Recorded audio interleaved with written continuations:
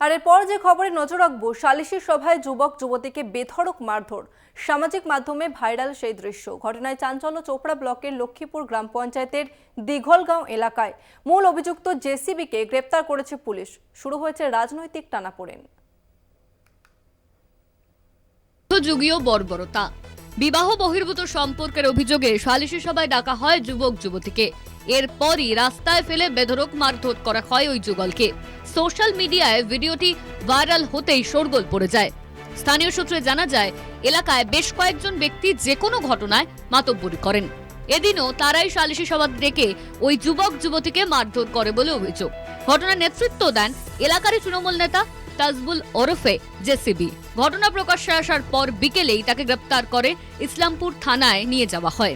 বিষয়টি সামনে আসতেই জোর সমালোচনা বিরোধী মহলে। আমরা মনে করি একজন মহিলা মুখ্যমন্ত্রীর আমলে পশ্চিম বাংলায় মহিলাদের সম্মান কিভাবে ধুলোয় লুটিয়ে যাচ্ছে, এই ঘটনা আবার চোখে আঙুল দিয়ে দেখিয়ে দিল। আমরা অবিলম্বে দোষীর দৃষ্টান্তমূলক শাস্তি চাই। নিজের এক্স হ্যান্ডেলে ঘটনার সমালোচনা করে পোস্ট করেন সিপিএম নেতা মোহাম্মদ সেলিম। বিরোধীদের চাপে চোপড়ার ঘটনায় মুখ খোলে তৃণমূল। অভিযুক্ত জেসিবি তৃণমূলের পদাধিকারী নন, জানালেন উত্তর দিনাজপুর তৃণমূল জেলা সভাপতি কানাইয়ালাল আগরওয়াল। এই ঘটনা যাতে ভবিষ্যতে না হয় তা দেখতে হবে মন্তব্য বিধায়কের।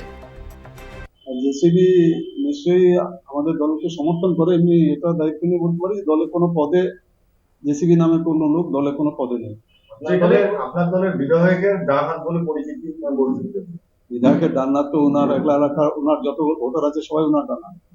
এটাই নিয়ম, বিধায়কের তো সবাই ডান হাত হবে, যত ভোটার আছে ওনার এলাকার সবাই তার ডান হাত হবে। দলগতভাবে কি ব্যবস্থা? দলগতভাবে আমরা ইনকোয়ারি করবো। আমি বিধায়ক সাহেবকে বলবো যে উনি ব্যাপারটাকে ইনকোয়ারি করে দলগতভাবে কি অ্যাকশনটা নেওয়া যায় সেটা উনি নিশ্চয়ই জানাবেন। ওখানে ব্লক সভাপতিও আছে, নাতু আছে। যেটা করেছে এটা একটু বেশি বেশি করে দিয়েছে, এটা নিয়ে আমরাও খুব দুঃখিত। এটা নিয়ে আমরাও যে দিক দিয়ে হয় আর আগামীতে যা থেকে না হয় এই ধরনের আমরাও চেষ্টা করি। জেসিপি বা তাজমুল কি আপনাদের দলের লোক? জেসিপি কেন, আমাদের তো চপড়া জানে না 1 লক্ষ লিড দিয়েছি, সম্পূর্ণ চপড়াটাই আমাদের দলের। কোন পদে আছে দলের? কোনো পদে নেই। মারধরের ভিডিও খতিয়ে দেখা হচ্ছে। ভিডিও দেখে পুলিশ স্বতঃপ্রণোদিত মামলা রুজু করেছে, জানালেন ইসলামপুর পুলিশ জেলার এসপি জবি থমাস।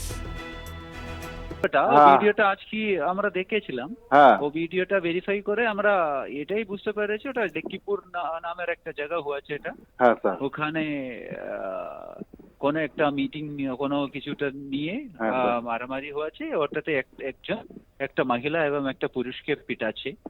আমরা অলরেডি ও ভিডিও দেখে পুলিশ নিজে একটা সোমোটো কেস স্টার্ট করেছে। আচ্ছা স্যার। এবং যারা এর মধ্যে আছে, যারা ও মহিলাকে পিটিয়েছেন একজনকে, আরেস্ট করার জন্য রেড চলছে। জেসিবিকে গ্রেপ্তার করা হলেও ঘটনায় জড়িত আরও বাকি ব্যক্তিদের খোঁজ চালাচ্ছে পুলিশ। কলকাতা টিভি।